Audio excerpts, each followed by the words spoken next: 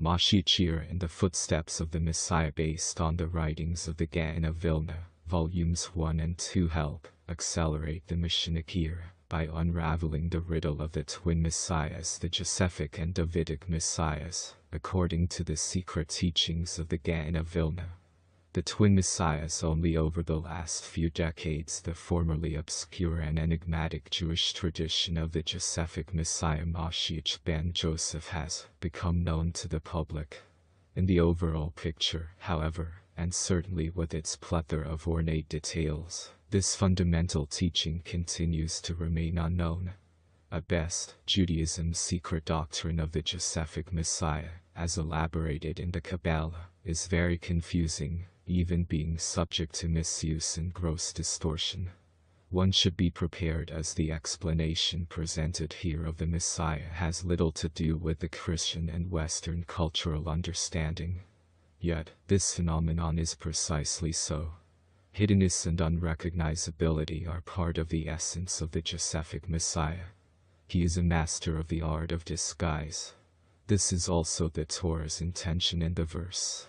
Joseph recognized his brothers, but they did not recognize him. Genesis 42:8. Rabbi Hillel Rivlin of Shklov, 1758–1838, writes, Joseph recognized his brothers, but they did not recognize him. This hiddenness characterizes Joseph, not only in his generation, but in every generation in which the Josephic Messiah recognizes his brothers, but they do not recognize him. It is part of a diabolic scheme that the qualities of the Josephic Messiah are concealed in the final period of the footsteps of the Messiah. Due to our many sins, he is scorned as well. If this were not the case, our suffering would already have ended. If only Israel would recognize the Josephic Messiah's footprints, i.e., the signs of his presence, the ingathering of the exiles, etc., including the MoShiach role of science and technology, we would already have seen the complete redemption. What makes the Josephic Messiah such a complex subject is that it is only one half of a larger picture. The other half, which is more familiar to everyone, is known as the Davidic Messiah, the Davidic King Messiah, or simply the Messiah. Together, they are known in the Zohar and in the Gaon of Vilna's commentaries as the Trine Shechen, the Zohar's Aramaic term for the two messiahs, the Josephic Messiah and Davidic Messiah. The Josephic Messiah between these two cosmological forces that forms the hidden landscape upon which the drama of the entirety of world history unfolds. It is for this reason that I have chosen to translate the term as the twin messiahs. It must be emphasized that in the language of the Torah masters and Kabbalah sages, the appellations of the Josephic Messiah and the Davidic Messiah refer to much more than the historical Joseph and David. These two Messianic forces were in existence, potentially and manifestly, not only before the historical Joseph, viceroy of Egypt, and David, king of Israel, but even before creation. Rather, Joseph and David are specific constellations of the forces of the twin messiahs incarnating, as it were, in historical time and space. The historical Joseph and David then reciprocally become prototypes for the twin messiahs, from whence we derive many of the subtle yet crucial details of the phenomenon of the twin messiahs. At the onset, a Torah-based definition of the concept of Messiah is called for. It will be a simplified definition, which will require qualification and much elaboration afterward. But it is essential in allowing us to approach the twin messiahs with some sense of perspective. Why two messiahs? Why any messiah at all? What is the purpose of a messiah? The messiah is an individual who is responsible for, and who, either overtly or covertly, spearheads a collective process of tikkun. Tikkun is perhaps the single most important concept in all of Judaism. The word tikkun means rectification or mending. In the Kabbalah, tikkun also refers to a process of elevation and transformation. Whereas the second definition implies taking something that is already complete into a more refined state, the first definition implies that something has broken or has become torn, and the immediate goal is only to return it to its original state of completion. These are the two processes, or modes, of tikkun. When something has been broken, it obviously is not complete, and it cannot function to its full capacity. It is, in a sense, in a state of fallenness or captivity until it receives its proper tikkun. Its tikkun is then its redemption from its captive state. The one who performs that act of restoration is said to be its redeemer, goal, which is another quality and name for Messiah. As we shall see, the Torah teaches that a certain type of breakage, or primordial fall, took place which affected and continues to affect the entirety of creation. Therefore, the Messiah is simply the one who is responsible for the restoration, the tikkun, and the redemption of creation. Yet, even the second definition of tikkun, as elevation and transformation, also implies a subtle form of captivity, which requires a process of redemption. Something can be complete, but still have the capacity to evolve to a higher level. As long as it has not yet attained that higher level, then it too, relatively speaking, can be said to be in a state of captivity that requires redemption. The one who accomplishes the act of transformation has released it from the bondage of its static level of completion. This type of redeemer is also a Messiah. At present, we can understand the need for the first type of Messiah, one who will restore the world to its former state. But where does the second type fit into the picture? When was the world so complete that it needed only to be elevated to higher and higher levels of completion and perfection? The answer is the Garden of Eden. When Adam Harishon, the original higher dimensional consciousness being composed of both masculine and feminine, was created, he was placed into a higher dimensional reality that was essentially perfect. His mission was to elevate and transform that which was already in a completed state. In spite of the fact that nothing had broken and nothing had been torn, all life was still undergoing a staggering spiritual evolution. The entire hierarchy of life, human, animal, plant, and mineral, was rising higher and higher. The one orchestrating this was Adam.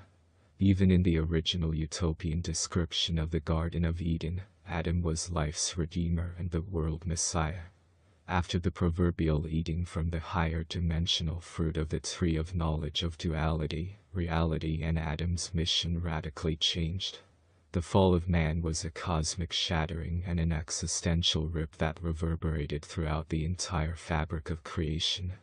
Adam now had a new task to perform, for through his actions, everything had collapsed into a lower world order. A new mode of tikkun was therefore required, the tikkun of rectification, restoration, and purification. This does not mean that his original task of higher transformation had been nullified.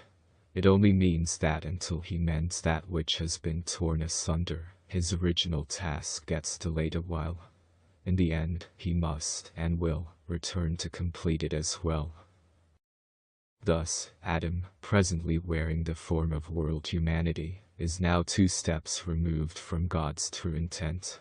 First, we, as humanity, have to fix up what has been shattered, and then we have to take up where Adam left off, and finish his original work of elevation and transformation. Where there was originally intended to be one singular mode of tikkun, now there are 2 modes. Where there was originally intended to be one Redeemer for all of creation, now there are 2, one for each mode of tikkun. These 2 modes of tikkun are referred to in Torah literature as the Trying Shechen, the twin messiahs. Adam had, in effect, split his own self into 2 personae. Adam is the twin messiahs. The creation of a dual world order, now dependent upon a 2-stage tikkun, is the actual origin of all duality, good-bad, male-female, heaven-earth, sun-moon, this world, next world, etc. That is the bedrock of our present reality. These sharp distinctions did not exist in the higher world of transformation, which functioned according to a law of singularity known as the tree of life. All duality is a direct consequence of Adam's act of partaking from the tree of knowledge of opposites, good and evil, which, as its name implies, is the primal source of all duality. In general, the Redeemer, whose mission is fundamentally one of restoration and purification, is known as the Josephic Messiah. The Redeemer, whose mission is fundamentally one of elevation and transformation, is known as the Davidic Messiah. Similarly, the period of time that we are in now, i.e., after Adam's fall and expulsion from Eden, is broadly designated as the year of the Josephic Messiah. This is the period of time for his mode of tikkun. As explained in the introduction to the book, the present world order is scheduled to exist for 6,000 years. It is during this time that the tikkun of rectification must take place in small increments. Although, in general, this entire period is the providence of the Josephic Messiah, it is the second half of the 6th millennium, i.e., from the year 5600 to 1740, which is the essential period for the tikkun of the Josephic Messiah. After this tikkun will be completed, i.e., near the very end of the 6th millennia, then we will enter the period of time designated as the year of the Davidic Messiah, since it will then be time to finish the mode of the original tikkun of transformation. Surprisingly, the famous era of the Messiah, Ben-Dovid, so much described by the prophets and formulated by the sages, yet so clouded in obscurity, is none other than a return to the original, but unfinished Garden of Eden, and the Davidic Messiah is none other than the original Adam Harshan himself before the fall. This is certainly a return full circle if there ever was one. This principle is included in the rabbinic formula, Sof Masat Mitshava Tekila. The final act returns to the original intended thought. The statement that there are distinct modes and periods for each of the twin messiahs must now be qualified. In truth, there is much overlapping between the two. The Ben-Dovid mode is always present in the immediate background of the Ben-Joseph mode, and vice versa. In other words, a fractal spark, nitzitz, of the lower tikkun of the Josephic Messiah, is always present within the higher tikkun of the Davidic Messiah. Conversely, a fractal spark of the higher tikkun of the Davidic Messiah is always present within the lower tikkun of the Josephic Messiah. This interpenetration of the twin messiahs is true on two levels, and thus the term trying Shechen has two meanings. The processes of the Josephic Messiah and the Davidic Messiah occur together, at all times, in every generation, and in all places. The MoShiach era of the Josephic Messiah and the MoShiach era of the Davidic Messiah, however, refer to large-scale time frames where there is a sharper line of demarcation between the two modes of tikkun. The first aspect of the twin messiahs that functions on the generational or micro-time scale, i.e., on an annual and daily basis, is the generational twin messiahs. The second aspect of the twin messiahs, which functions on the millennial or macro-time scale, is the millennial twin messiahs.